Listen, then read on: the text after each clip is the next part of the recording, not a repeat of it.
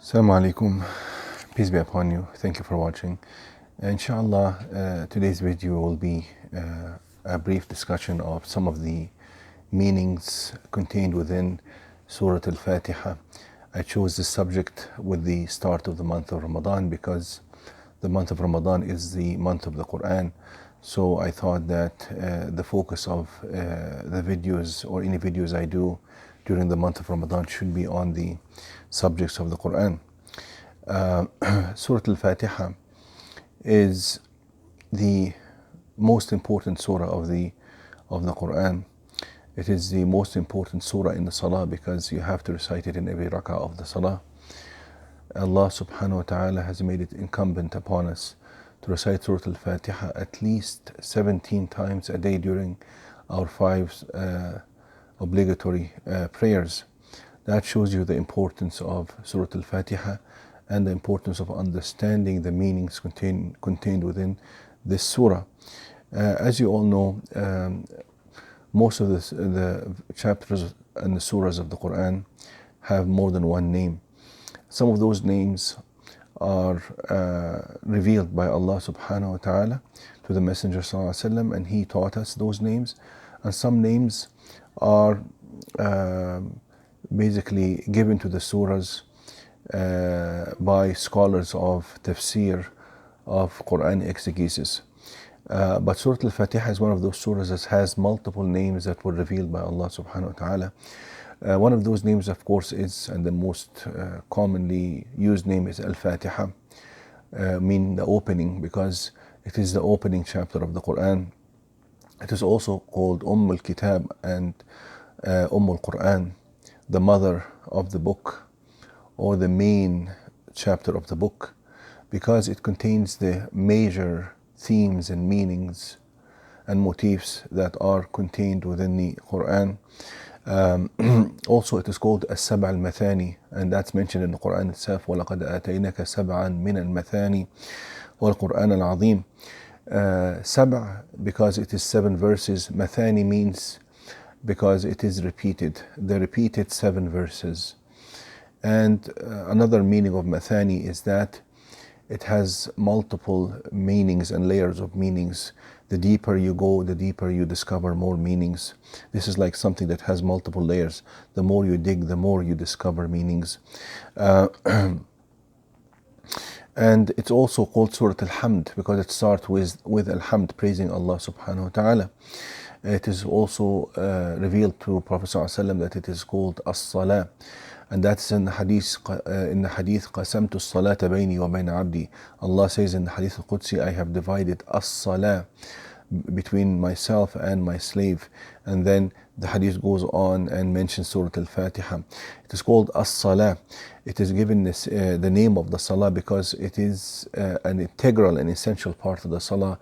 No rak'ah of the salah is acceptable without reciting Surah Al-Fatiha. It is also called ruqya, and that's in the hadith of Prophet ﷺ. Ruqya means remedy or medication or medicine or cure, because Surah Al-Fatiha is used for cure and as a remedy from all sorts of diseases and ailments, whether those are physical ailments pertaining to the body or spiritual ailments pertaining to the soul and heart.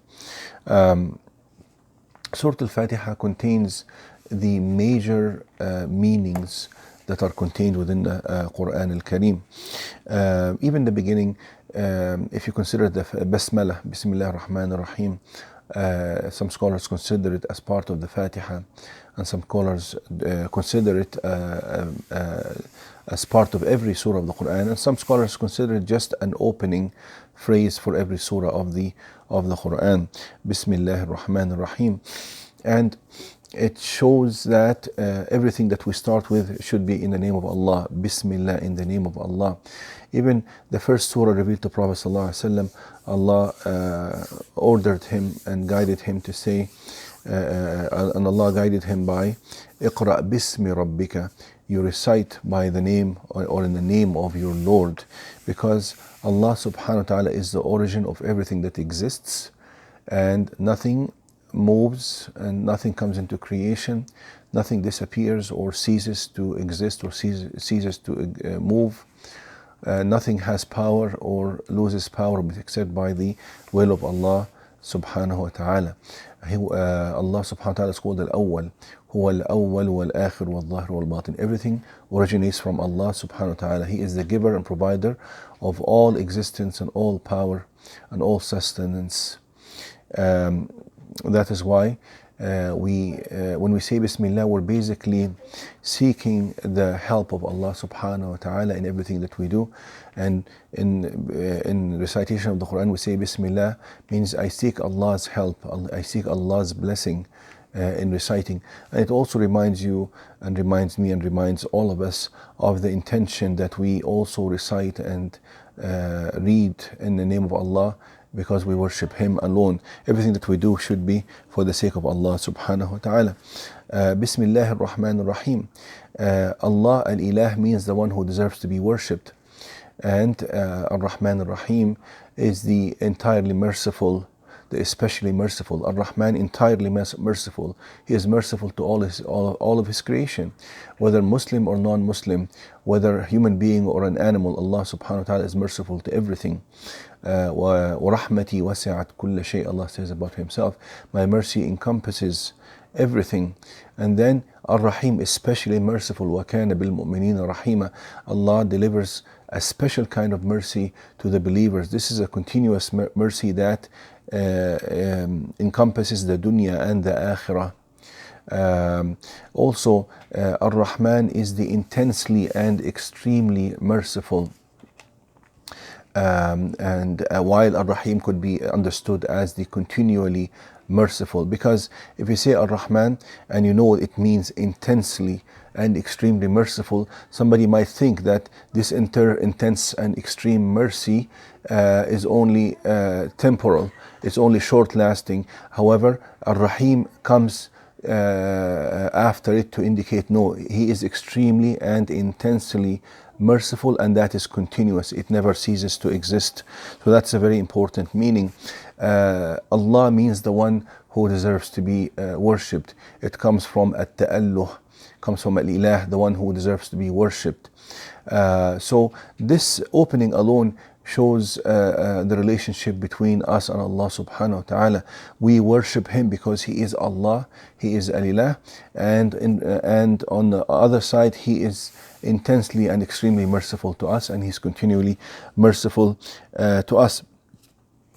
And then also, so these are the major themes and major meanings of the whole Quran, as you can see even from the very beginning. Alhamd means all praise and all thanks are due to Allah subhanahu wa ta'ala, because everything that exists only exists by His mercy and favor, and by His action, and nothing will continue to exist except if He sustains it and provides for it. And also nothing will be fruitful at the very end except if Allah subhanahu wa ta'ala wills so. That's why Allah is deserving of the praise at all times, from beginning to end. That's why in the Quran Allah says also وَلَهُ الْحَمْدُ فِي الْأُولَى وَالْآخِرَةِ وَهُوَ اللَّهُ لَا إِلَهَ إِلَّا هُوَ لَهُ الْحَمْدُ فِي الْأُولَى وَالْآخِرَةِ. He deserves to be praised. All due is all praise is due to Allah subhanahu wa ta'ala in the beginning and at the end.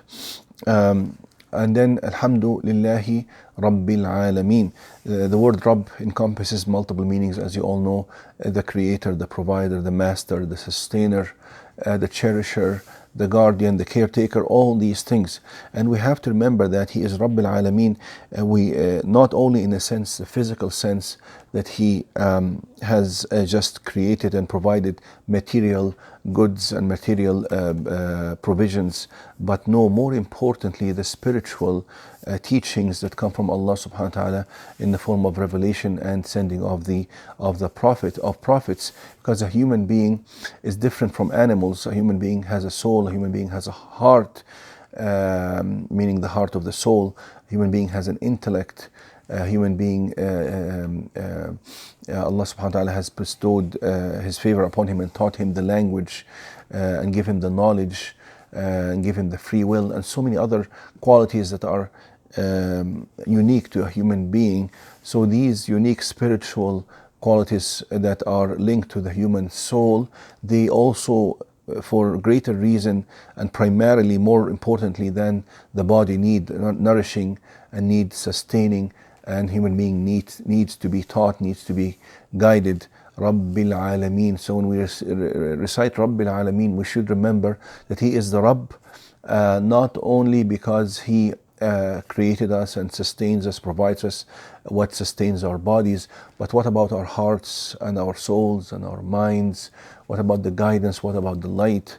What about the connection with Allah subhanahu wa ta'ala? Without these other meanings, a human being will fall into despair, will fall into depression, will not value this life, will not feel any kind of goal, will not really envision any goal in this life, will not know why he came here, will not know where he is going after this life, and so on.